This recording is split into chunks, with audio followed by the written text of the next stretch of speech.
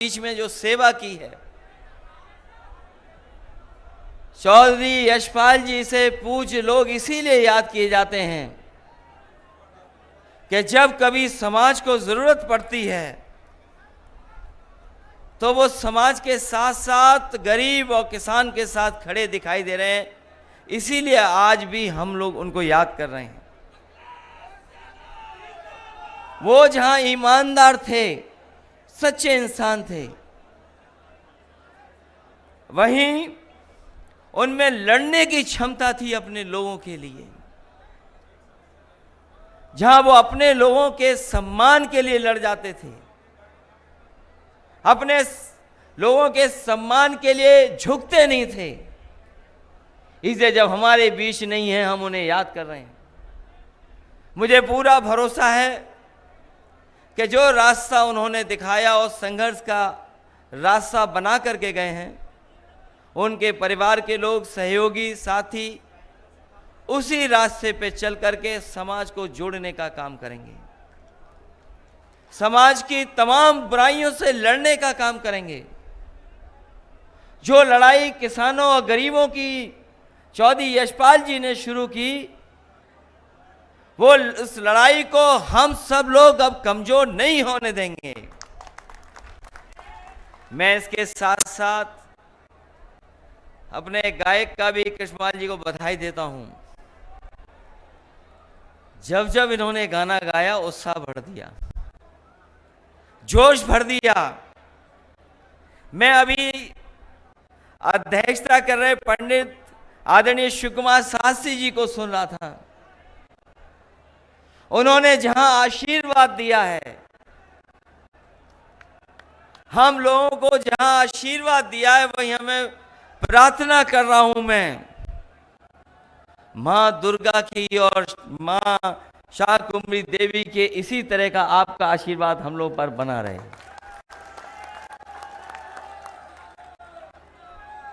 उन्होंने याद भी दिलाया कि हम लोगों के साथ कितने आशीर्वाद हैं, कौन कौन आशीर्वाद दे रहा है। जब इन्होंने भगवान को याद किया, राधे कृष्ण का, सीता राम कहा, तो हमें याद आ गया। एक बार हमें पंडित जी हमें हवाई जहाज में मिले थे, और मैंने लखनऊ की प्रेस में भी ये कहा था कि एक बार मुझे पंडित जी हवाई जहाज में मिले। उन्होंने मेरा हाथ देखा और हाथ देखने के बाद खुश होकर के कहा कि इस बार आपकी सरकार बनने जा रही है और 350 सीटें जीतोगे आप। मैंने पंडित जी से विनम्र निवेदन करते हुए कहा कि 350 का तो आशीर्वाद दे दिया, लेकिन एक हमारी तरफ से भी जोड़ दो। और जो आज आशीर्वाद दिया है आपने जो जोड़ियों का याद दिलाया है, हमारे लखनऊ वाले पे तो कोई जोड़ी नहीं है।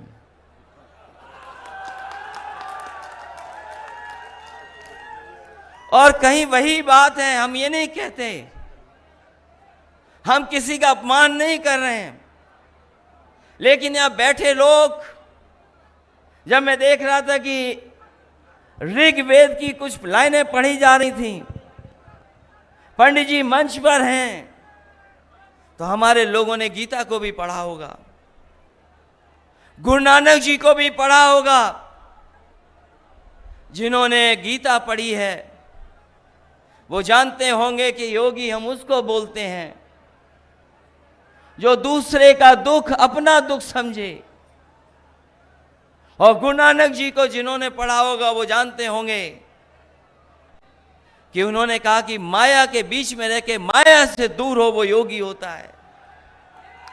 तो बताओ, जो गद्दी पर बैठे हैं, अभी हम लोगों ने उनका कारनामा देखा, उनके लोगों का कारनामा अभी हम लोगों ने लखीमपुर में देखा, जहां पर किसानों को कुचल दिया गया गाड़ी से, गाड़ी के टायरों से किसानों को कुचला गया।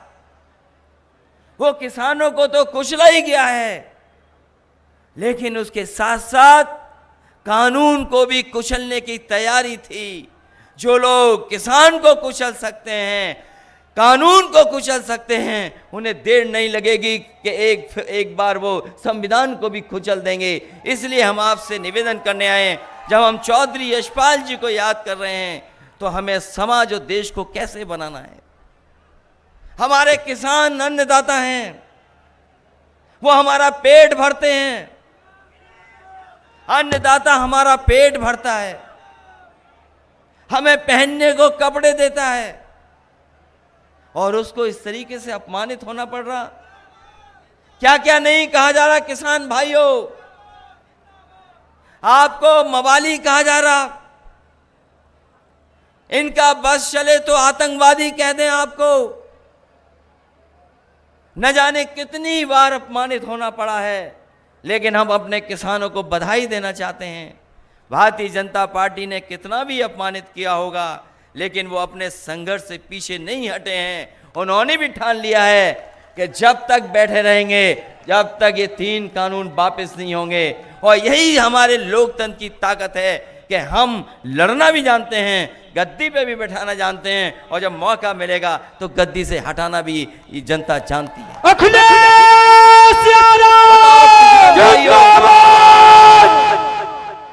किसान भाइयों बताओ, हमें और आपको तो वादा किया गया था कि आय दोगुनी हो जाएगी, हम जो पैदावार करेंगे उसकी आय दोगुनी होगी। पिछले चुनाव में एक वादा किया गया कि आय दोगुनी किसानों की होगी। आज हिसाब किताब लगाओ किसान भाइयों, उनके बेटों, यहां किसान भी हैं, उनके बेटे भी हैं, हिसाब किताब लगाओ, बताओ हिसाब किताब में हम लोग कहां खड़े हैं, कहां खड़े हैं हम लोग हिसाब किताब में। कौन सी चीज महंगी नहीं हो गई।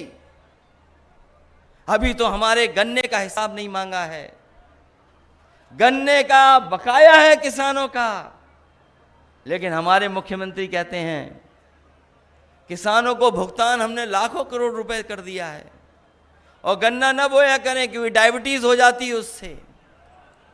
हमारे ऐसे मुख्यमंत्री हैं, वो भुगतान तो बता रहे हैं कि इतना भुगतान हो गया, लेकिन हमारे गन्ने के किसान भाई जानते हैं कि अभी भी 4000 करोड़ से ज्यादा किसानों के गन्ने का बकाया है।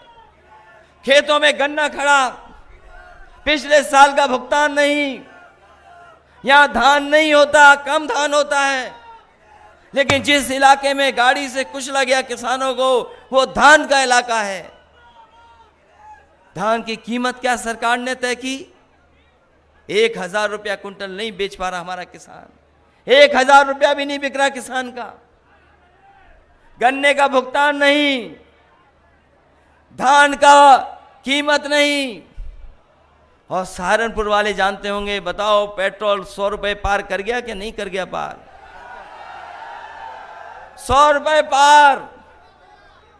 ये सरकार रही तो पेट्रोल डीजल नीचे नहीं जाएगा, आसमान छू जाएगा।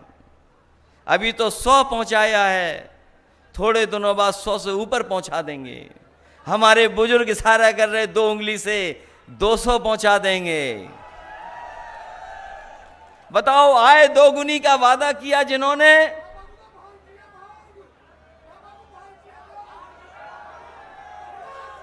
वो वाली बात बाद में होगी, अभी नहीं। आसमान छू रही महंगाई। कहां से शुरू हुआ था डीजल पेट्रोल, कहां पहुंचा दिया? डीजल पेट्रोल की कीमत क्या थी और आज कीमत कहां पहुंचा दी डीजल पेट्रोल की? यही हिसाब किताब नहीं। बताओ, जो आप बाजार से कीटनाशक दवाइयां खरीद रहे हैं, डीएपी खरीदते हैं, खाद खरीद रहे, और खाद जब नापोगे, जब तौलोगे, तो बताओ खाद में, बोरी में चोरी हो गई कि नहीं हो गई चोरी? जहां कीमत बढ़ा दी, जहां कीमत बढ़ी है, वहीं बोरी से कुछ निकाल लिया है। और अभी तो हमने इंसेक्टिसाइड, पेस्टिसाइड, जो और दवाइयां लेते हो, उसकी कीमत नहीं नापी है। सरसों पैदा करने वाला किसान जानता है कि सरसों की कीमत नहीं मिल रही, और जब तेल खरीदते होगे सरसों का तो बताओ महंगा हो गया कि नहीं महंगा हो गया। यही बीजेपी वाले कहते हैं सरसों का तेल इसलिए महंगा हो गया है क्योंकि सरसों के तेल में हम मिलावट नहीं कर पा रहे हैं। आपने सुना होगा, और नहीं सुना हो तो पत्रकार साथियों दोबारा लिख देना। भारतीय जनता पार्टी के मंत्री जी ने कहा, उनसे पूछा कि आज सरसों के तेल की कीमत क्यों बढ़ गई, तो बोले इसमें हम मिलावट नहीं कर पा रहे हैं इसलिए महंगा हो गया। बताओ बीजेपी वालों, तुम्हारा ये तर्क है? ये तर्क तुम्हारा? कह रहे थे कि हम अर्थव्यवस्था को कहां पहुंचा देंगे, दिल्ली वाले कह रहे थे $5 ट्रिलियन इकोनॉमी की। हम लोग तो गिनती नहीं कर सकते, हिसाब किताब नहीं लगा सकते $5 ट्रिलियन की, और हमारे उत्तर प्रदेश के मुख्यमंत्री वैसे ही नकल कर लेते हैं। अगर दिल्ली वाले $5 ट्रिलियन इकोनॉमी की बात कर रहे हैं तो उत्तर प्रदेश वाले हमारे कह दे रहे हैं कि हम भी $1 ट्रिलियन इकोनॉमी पहुंचा देंगे। $1 ट्रिलियन,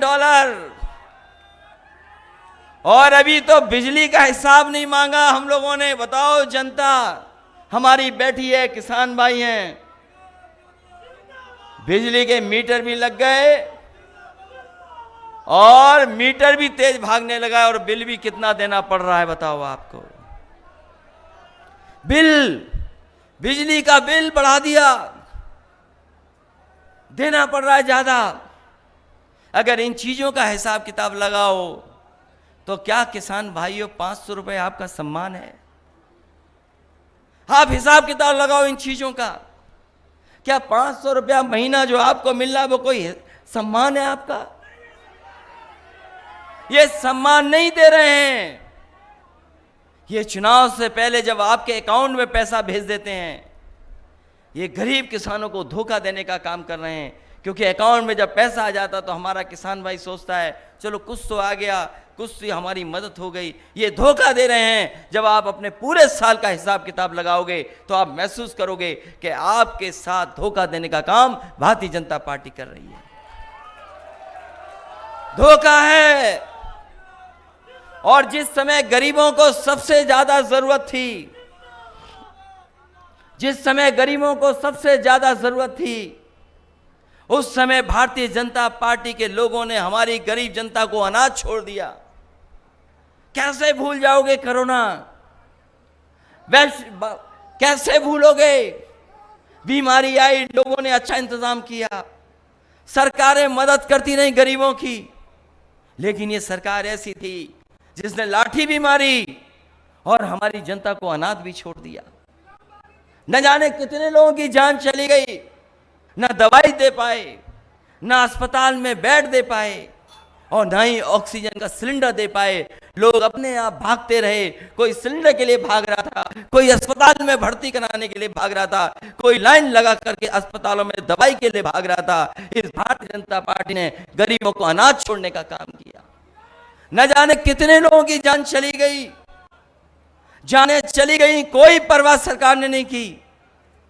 और याद कीजिए वो तस्वीरें, आपने, हमने, सबने तस्वीरें देखी। हमारे देश का इतना अपमान कोई नहीं कर सकता था जितना भारतीय जनता पार्टी ने कोरोना के समय पर किया।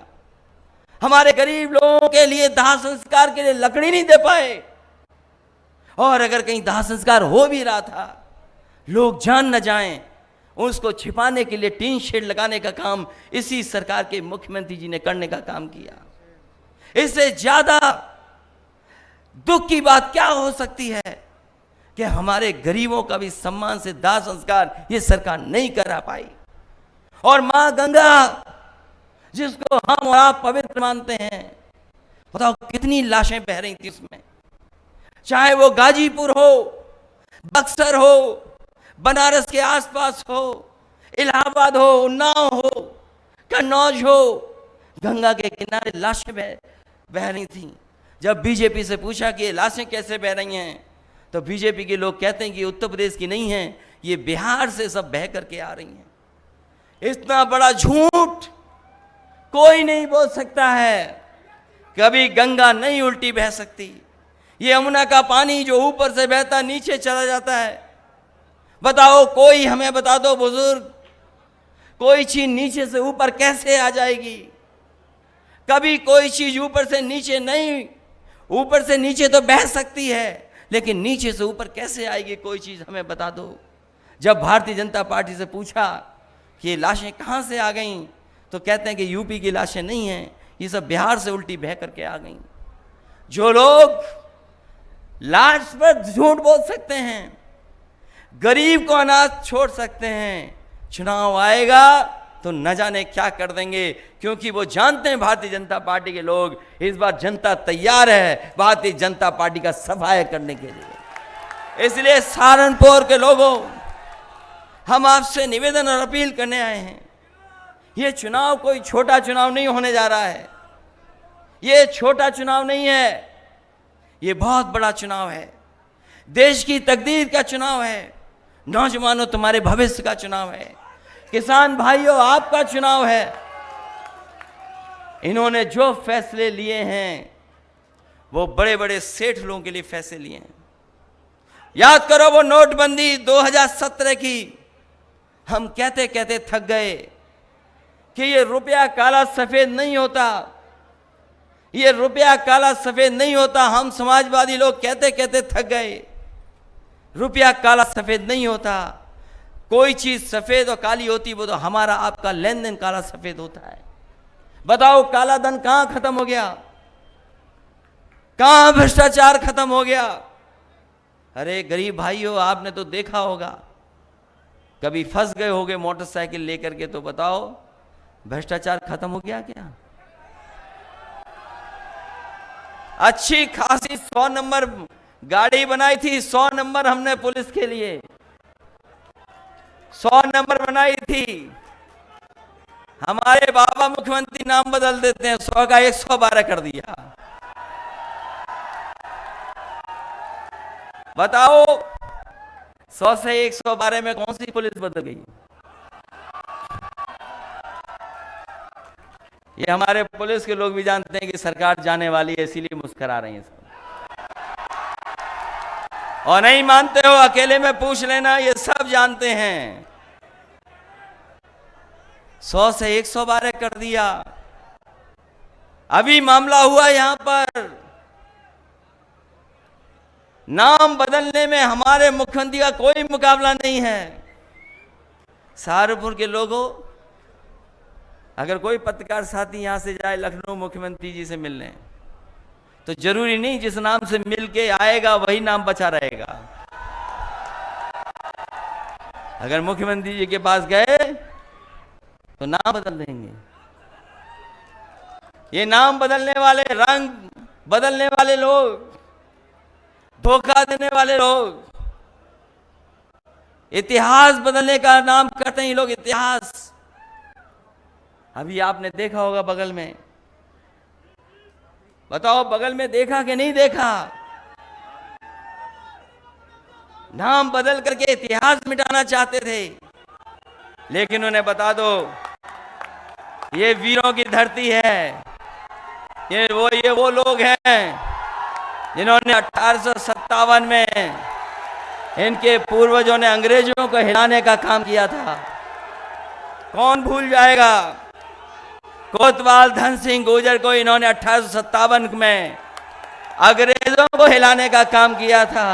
जो इतिहास बदलेगा, जो नाम बदलेगा, चुनाव आएगा तो उनकी सरकार बदल देगा। ये हमारे लोग हैं। इसलिए ये चुनाव का समय है। पिछली बार 4 जनवरी को तारीख आ गई थी चुनाव की,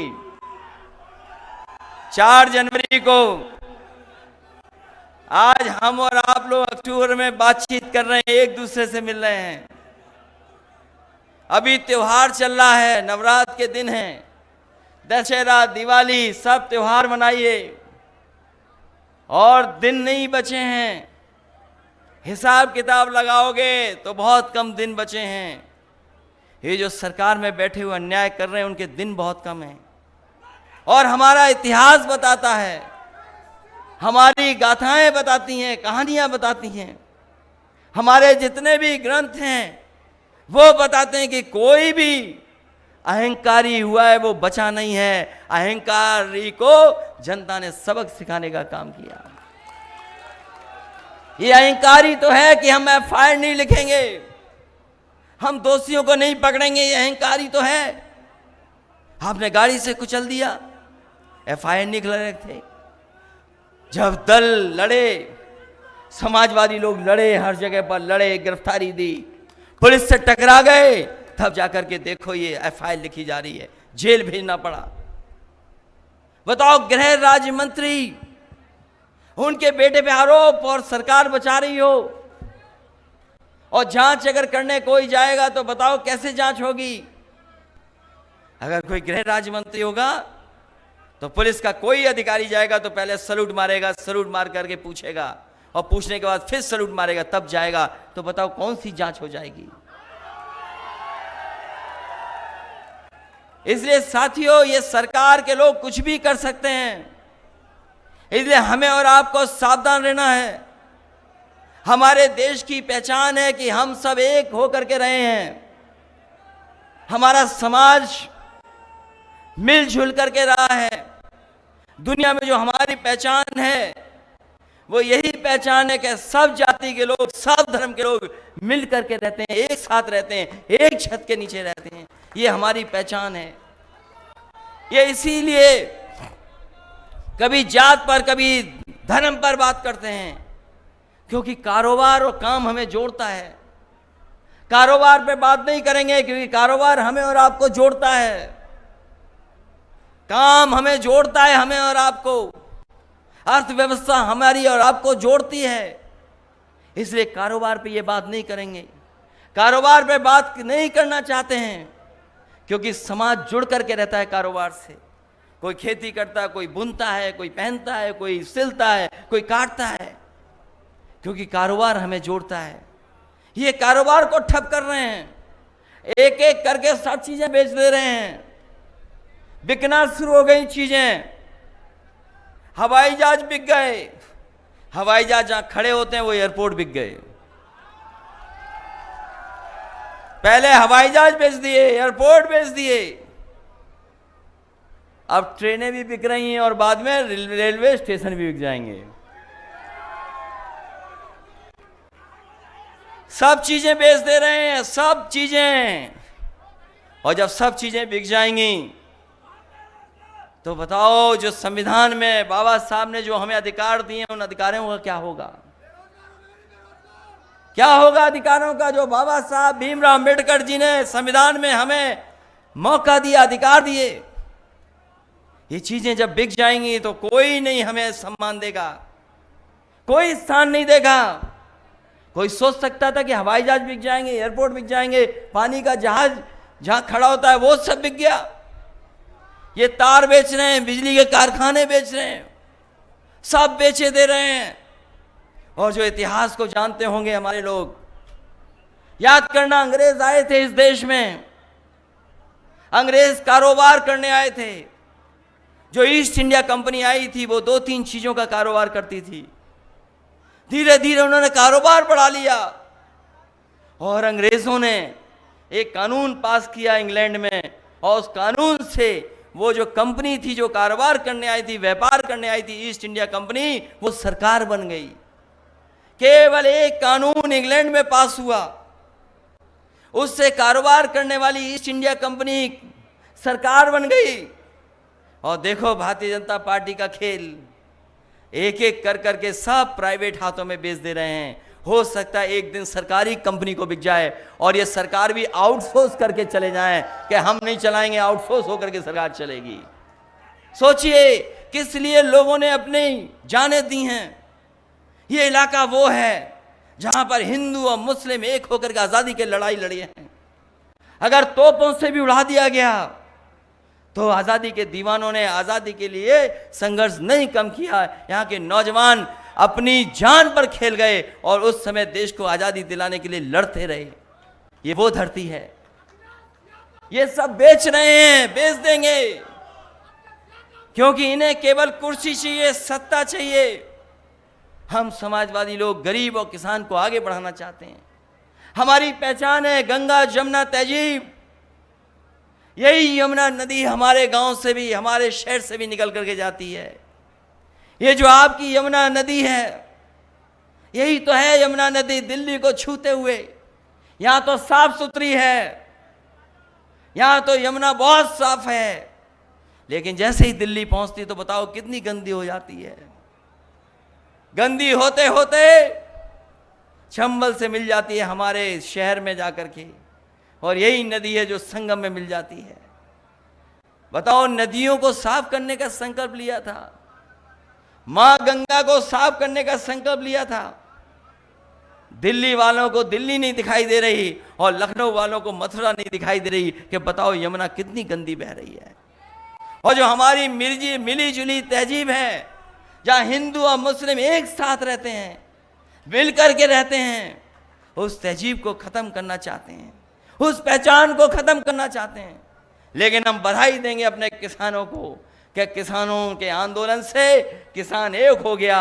न वो हिंदू समझा न मुसलमान समझा, वो कह रहा है कि हम किसान पहले हैं, उसके बाद तय कर लेंगे कि हम क्या हैं। एक साथ से लड़ रहे हैं, एक साथ से लड़ रहे हैं, एक साथ से लड़ रहे हैं। बताओ, यही तो इलाका है जो चौधरी साहब को किसान के नाम से जानता है। चौधरी चरण सिंह, चौधरी यशपाल जी, ये वो चेहरे हैं, देखते ही हमें याद आ जाता है कि हाँ, यही हमारे किसानों के नेता हैं, हमारी यही पहचान है। बाबा टिकैत जी, यही पहचान रही है क्षेत्र की। इसलिए आज हम आपसे जब चौधरी यशपाल जी याद कर रहे हैं, हम सब मिलकर के याद कर रहे हैं, तो हमें सोचना चाहिए कि आने वाले समय में हमारे प्रदेश का भविष्य कैसा हो, भविष्य कैसा हो। जो धुआं उड़ा करके सरकार चला रहा हो, उसके हाथ में रहेगी सरकार। सोचो कभी जो धुआं उड़ा करके सरकार चला रहे हो, धुआं उड़ा करके सरकार चलाते हो। बताओ, प्रदेश में क्या किया आपने नाम बदलने के अलावा? क्या कर रहे हो? कौन सा विकास किया है? क्या विकास किया है? यही देवंत को होकर के मुजफ्फरनगर और सहारनपुर की सड़क समाजवादियों ने बनाई, चमचमाती सड़क है, फ्लाईओवर चमचाता चले जाओ। कौन सा सब स्टेशन बनाया है? बताओ। बिजली केवल महंगी की है, बिजली महंगी की है इन्होंने। और हमारे मुख्यमंत्री जी बिजली को इसलिए नहीं ध्यान देते हैं, बिजली पे इसलिए नहीं ध्यान देते हैं कि उनके प्लांटों के नाम नहीं कह सकते वो। हमारे पत्रकार साथी बहुत पूछते हैं हमसे, कभी कभी एक सवाल पूछते हैं कि कई बार जो भारतीय जनता पार्टी वाले कहते हैं, जिसमें इन्होंने कहा कि अपने पिताजी को वो इस नाम से बुलाते क्यों नहीं हैं। उसी पे हमने उनसे कहा कि बताओ, बिजली का कारखाने का कभी नाम लोगे कि नहीं लोगे? और हम आज भी कहते हैं, यहां पर पत्रकार साथियों कह करके जा रहा हूं, जब मुख्यमंत्री जी आए तो उनसे कहना कि प्लांट का नाम बता दो, 3x660 super critical thermal plant. अगर एक बार कह दें, वो पता नहीं क्यों नहीं कहते हैं 3x60 super critical thermal plant. हमें नहीं पता क्यों नहीं कहते हैं।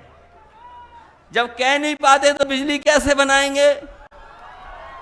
जो कहेंगे वही तो करेंगे, इसलिए इनसे सावधान रहना, इन लोगों से।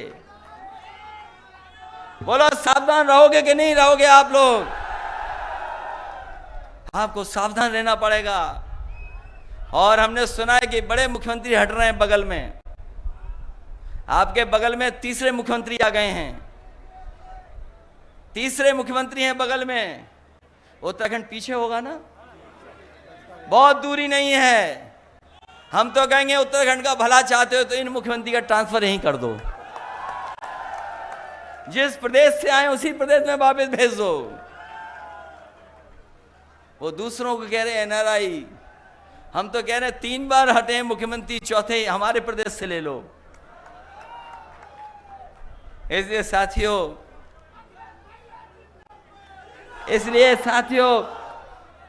सहारनपुर में हम लोग लोकसभा चुनाव में भी आए थे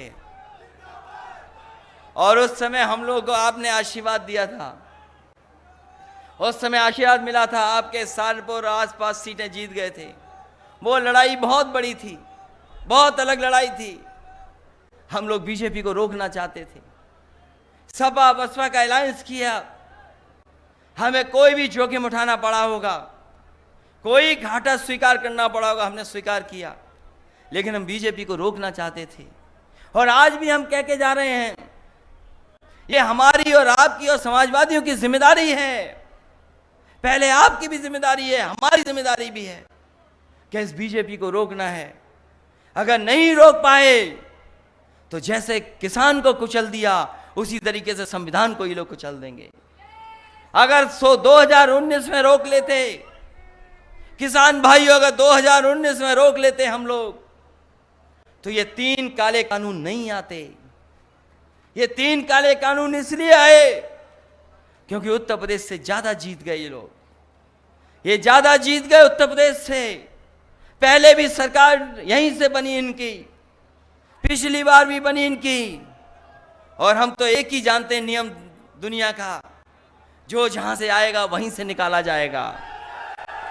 अगर यूपी से घुसे बीजेपी के लोग तो यूपी से ही निकाले जाएंगे। इसलिए हमारी, आपकी, सबकी जिम्मेदारी है। किसान भाइयों, सोचना तुम्हारी आय दोगुनी हुई कि नहीं हुई। हमारे नौजवानों, तुम्हारा भविष्य चिंता का है। तुम्हारे भविष्य में कुछ नहीं, आगे नौकरी रोजगार है नहीं। बताओ नौकरी रोजगार कैसे मिलेंगे? दुनिया के दूसरे देश में हैं, वहां के नौजवान अपना सपना देखते हैं, कोई ना कोई सपना ऐसा देखते हैं, उसके लिए काम करते हैं, मेहनत करते हैं और अपनी हासिल करने का काम करते हैं। उन पे मौके मिलते हैं।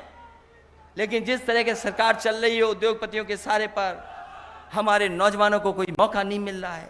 हमारे नौजवान जिनमें काबिलियत है, जो मेहनत कर सकते हैं, जो संघर्ष कर सकते हैं, जो दिन रात पढ़ सकते हैं, उनको कोई मौका नहीं मिल रहा है, कोई भविष्य नहीं।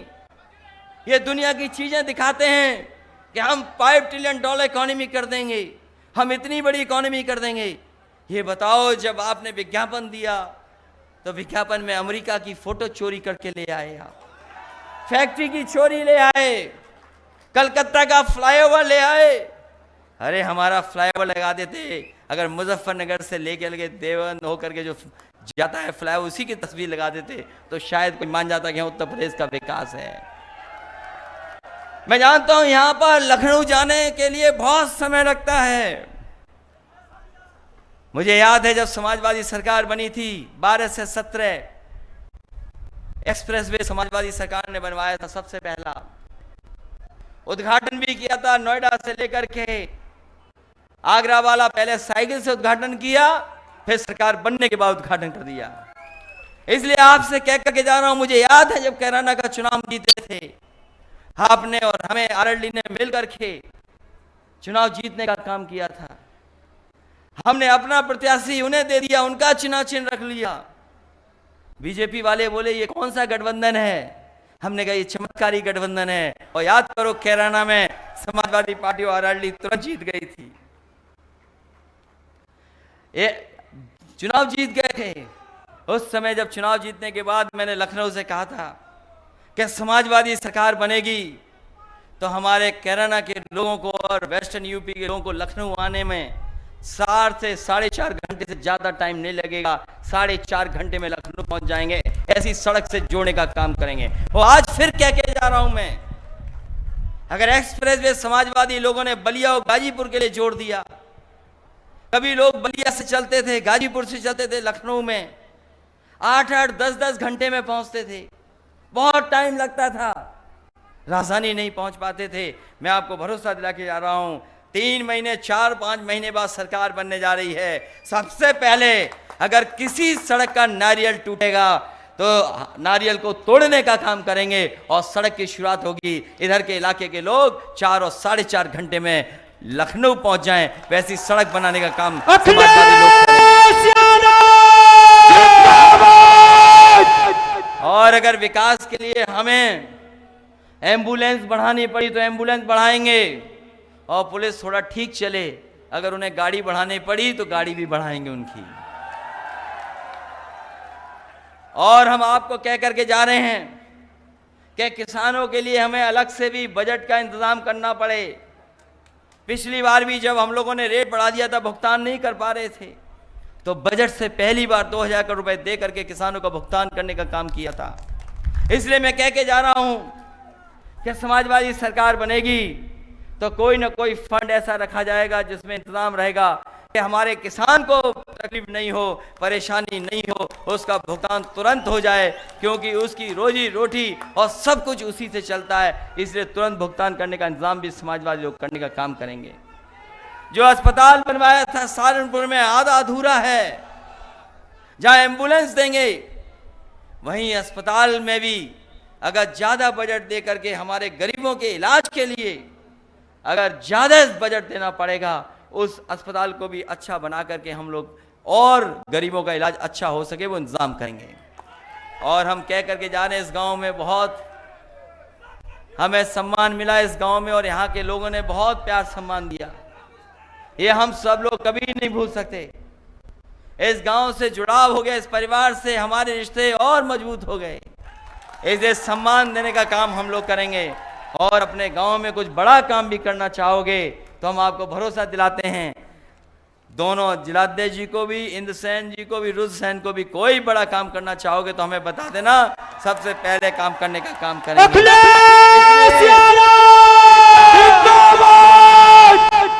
इसलिए हम आपसे यही निवेदन कर रहे हैं कि ये चुनाव देश का और आपके भविष्य का चुनाव है। ये कुचलने का काम करेंगे, नई चीज लेके आएंगे, पता नहीं कौन सी नई चीज कर दें, कुछ भी कर सकते हैं भारतीय जनता पार्टी के लोग।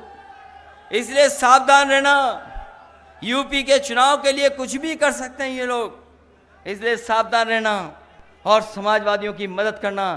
हम लोग अलायंस भी बनाएंगे और अपने लोगों का सम्मान भी बचाने का काम करेंगे। इसलिए जहां से शुरुआत की है तो समाजवादी पार्टी को जिताने का काम करना, ये हम आपसे निवेदन और अपील करते हैं। इन्हीं शब्दों के साथ एक बार फिर चौधरी यशपाल जी को याद करते हैं, उनके तमाम सहयोगी साथी जो लोग आए हैं उनको बधाई देते हैं ऐतिहासिक कार्यक्रम के लिए जो हमें दिखाई दे रहे हैं, यहाँ से लेकर के जहाँ